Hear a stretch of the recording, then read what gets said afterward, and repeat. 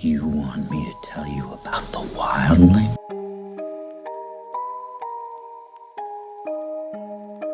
Movie की कहानी एक डेंस जंगल में शुरू होती है, जहां एक छोटी सी लड़की अन्ना अपने गार्डियन गेब के साथ रहती है। अन्ना अपने गार्डियन को अपना डैडी कहकर बुलाती है और गेब उसकी सारी जरूरतें पूरी करता है, उसकी सेहत का ध्यान रखता है।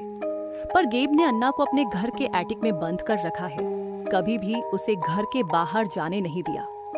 अन्ना ने अपनी जिंदगी में कभी भी उस एटिक के बाहर नहीं देखा, बस एक छोटी सी खिड़की से ही दुनिया को देखने का मौका मिलता है। हर रात गेब अन्ना को वाइल्डलिंग्स के बारे में बताता है, भयंकर क्रीचर्स जो तीखे दांतों, लंबे नेल्स और बालों से घिरे होते हैं। गेबी का कहना है कि उनसे डर रहे, क्योंकि वो बहुत खतरनाक होते हैं। ये बातें अन्ना को डर देती हैं, लेकिन उसका मन दुनिया देखने के लिए चाहता है। गाबे अपने लड़की को वाइल्डलिंग्स से बचाने के लिए और एटिक के अंदर ही बंद रखने के लिए उसके रूम के डोर नॉब्स को इलेक्ट्रीफाई कर देता है। गेबे अपने आप को अन्ना का पापा कहकर दिखाता है और उसे कहता है कि वो उसका ख्याल रखता है। गेबे सिर्फ अन्ना को सब्जियां खिलाता है, कभी भी मांस नहीं। एक दिन अन्ना चुपके से गेब की बातें किसी और से सुन लेती है और उसका क्यूरियोसिटी उससे मजबूर कर देती है। वो डोरनॉब को छू लेती है, जिससे एक जोर का इलेक्ट्रिक शॉक लगता है और वो बेहोश हो जाती है। जब अन्ना होश में आती है, गेब उसके साथ होता है और उसे समझाता है कि वो इलेक्ट्रिक ट्रैप सिर्फ वाइल्डलिंग्स को दूर रखने के लिए लगाया गया है। गाबे ये भी बताता है कि अन्ना दुनिया की आखिरी जिंदा बची है और उसका फर्ज है उसका ध्यान रखना। अन्ना अपने बर्थडे पर एक सरप्राइज पाती है। गेब उसे एक केक और एक हैमस्टर देता है, जो उसका सबसे अच्छा दोस्त बन जाता है। लेकिन एक दिन वो हैमस्टर मर जाता है और गेब उसे मौत के बारे में समझाता है, कहकर कि अब वो अच्छे जगह पर चला गया है। जैसे जैसे अन्ना बड़ी होती है, उसे वाइल्डलिंग्स के सपने आने लगते हैं और वो रात भर दर्द से कानपती रहती है। जब अन्ना पुबर्टी की एज तक पहुंचती है और उससे मेंस्ट्रुएशन शुरू होता है, तो गेब को एक दिन बेड पर खून के दाग मिलते हैं।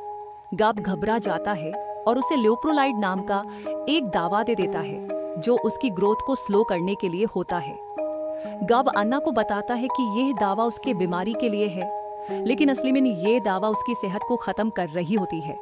साल ब साल अन्ना को पेन और बेचैनी महसूस होती है, लेकिन वो कुछ नहीं कर सकती। एक दिन वो अपने दर्द को सह नहीं पाती और गाबे से मांग करती है कि उसकी दुख भरी जिंदगी को खत्म कर दे, जैसे उसके हैमस्टर को किया गया था। ये सुनकर गाबे को गिल्ट का एहसास होता है। उसने अपनी बेटी को दर्द दिया है। वो अपने पास एक गूंद निकालता है और अपनी जिंदगी का अंत कर लेता है। उसके बाद अन्ना किसी हॉस्पिटल में होश में आती है, पर वो डर के मारे अपने आप को उस स्ट्रेंज जगह से भाग लेती है। उसे रूफटॉप पे पहुंचती है और अपने चेहरे पर पहली बार धूप का एहसास होता है, जिसे वो बहुत देर तक महसूस करती है। लेकिन कुछ ऑफिसर्स यूज पकड़कर दोबारा हॉस्पिटल की कमरे में लाकर बांध कर देते हैं। शेरिफ एलन उसे शांत करने में मजाक करती है और उसकी असली पहचान समझती है।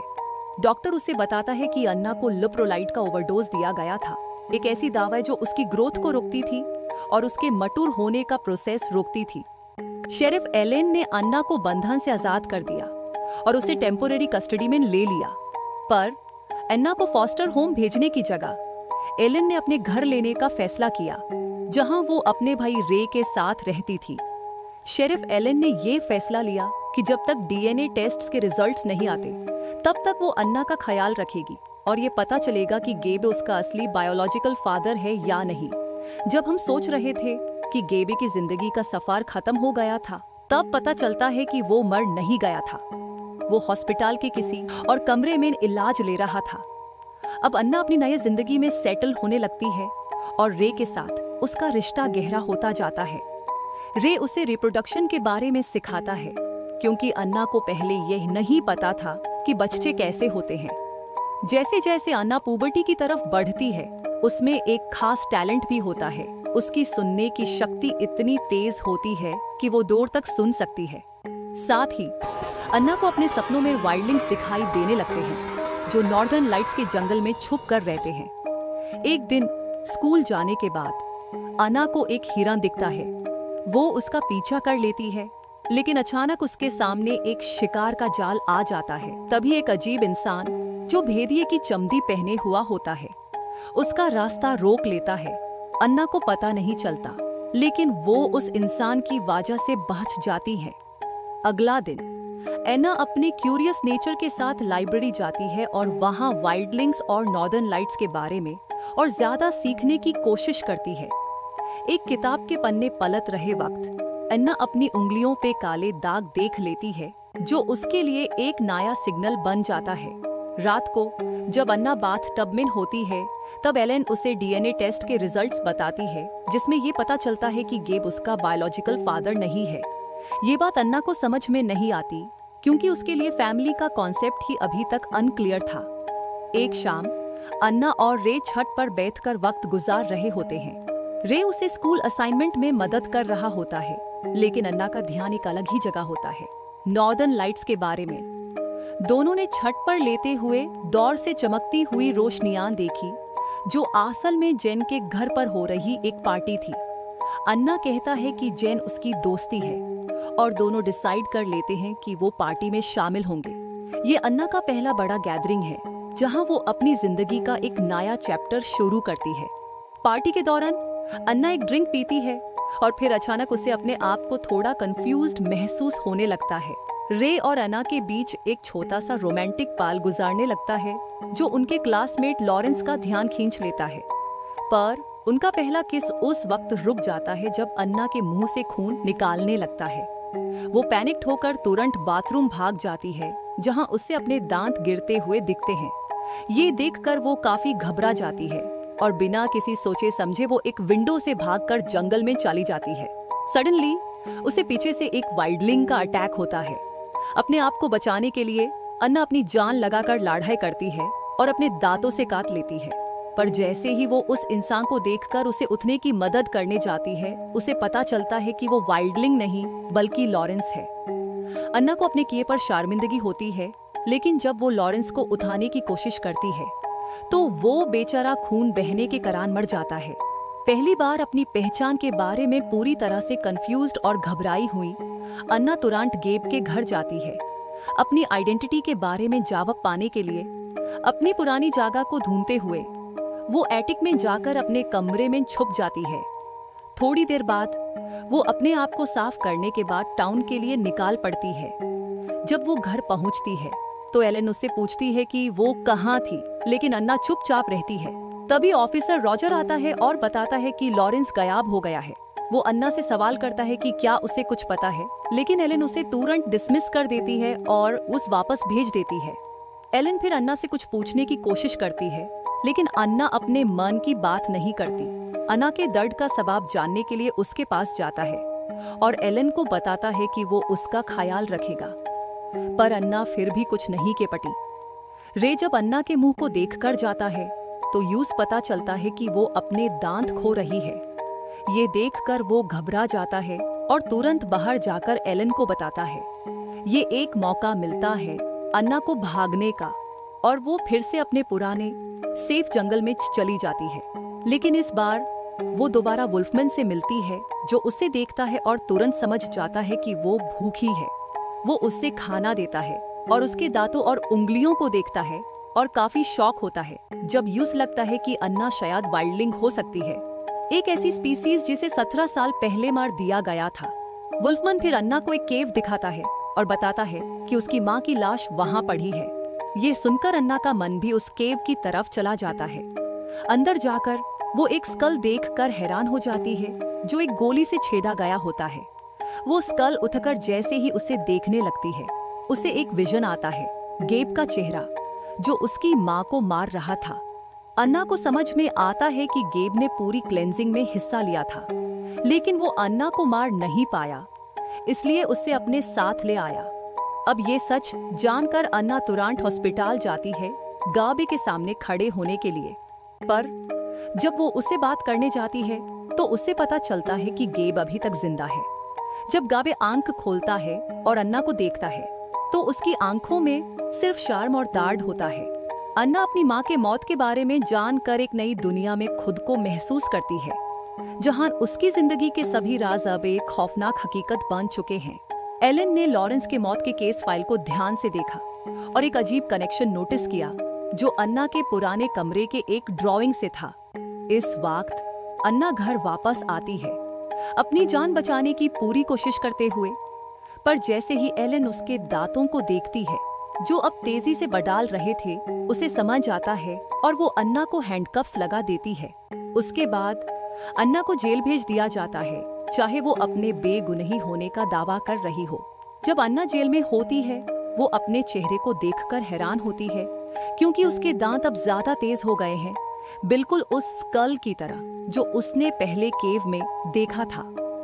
एक रात गेब उससे मिलने आता है और अपने आंसुओं के साथ ये एडमिट करता है कि उसकी जिंदगी बचाना उसकी सबसे बड़ी गलती थी।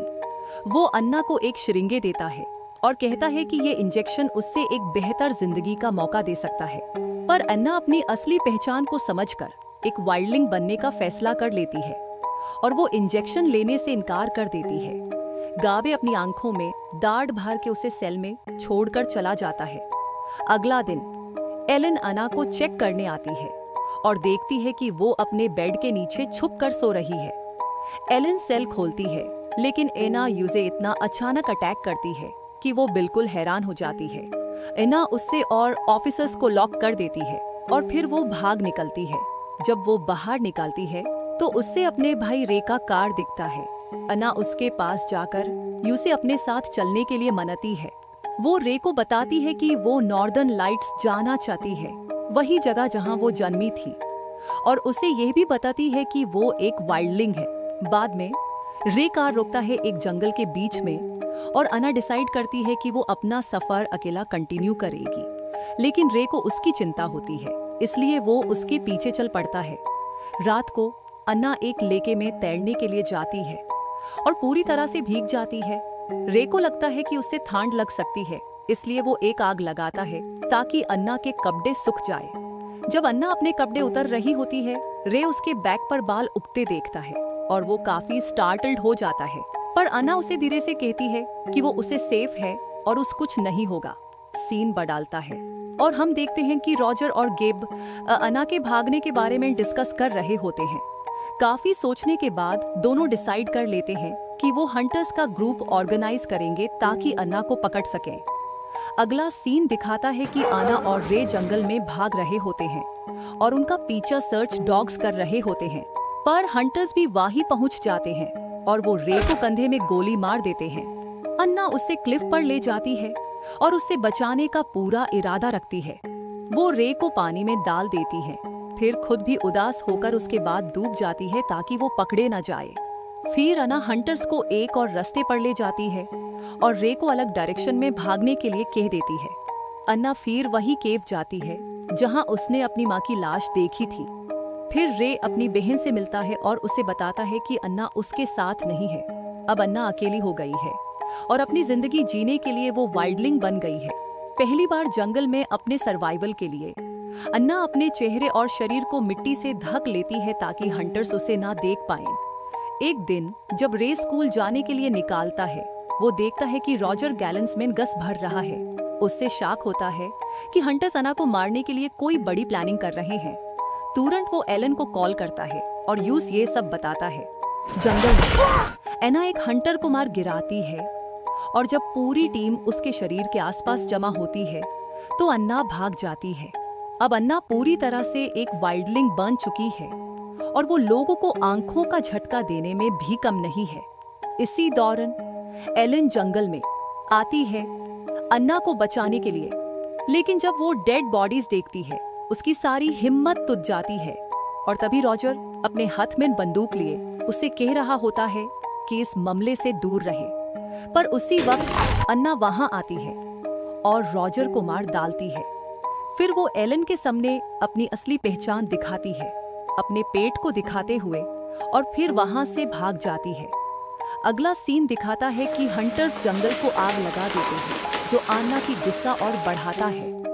वो अपने घर को जलते हुए देखती है और समझ जाती है कि उसे गर्मी से बचने का रास्ता ढूंढना पड़ेगा। अपनी प्रेगनेंसी के बावजूद अन्ना अपनी ताकत के साथ भागती है, हर जगह असरा ढूंढती है, आखिरकार वो वही पुराना केवे तक पहुंचती है जहां वो पहले मिली थी। लेकिन उसकी किस्मत खत्म नहीं होती। गबे, उसका झूठा फादर, उसे ढूंढ निकालता है। वो उसे एक ट्रैंक्विलाइजर से बेहोश कर देता है। वो शॉट अन्ना को कमजोर कर देता है और वो जमीन पर गिर जाती है। गाबे उसे चेक करता है, अपनी माँ के बारे में सोचता है और फिर सी सेक्शन करने के लिए तैयार होता है ताकि वो अनबॉर्न बच्चा ले सके।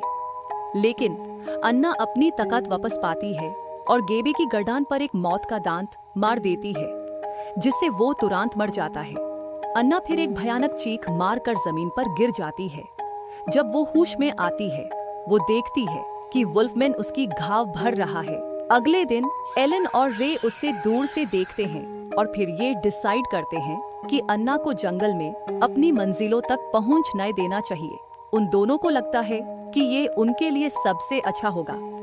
आखिरकार अन्ना अपने सपने को पूरा करते हुए नॉर्दर्न लाइट्स तक पहुंचती है। अपने न्यूबॉर्न बच्चे को अपने गॉड में उठाए, वो आसमान के खूबसूरत रंगों को देखती है और अपनी जिंदगी के साथ सुकून और संतोष महसूस करती है। मूवी का एंड तब होता है जब अन्ना को दूर से एक वाइल्डलिंग का पुकार सुनाई देता है, जो ये बताता है कि उनका जंदर अभी जिंदा है।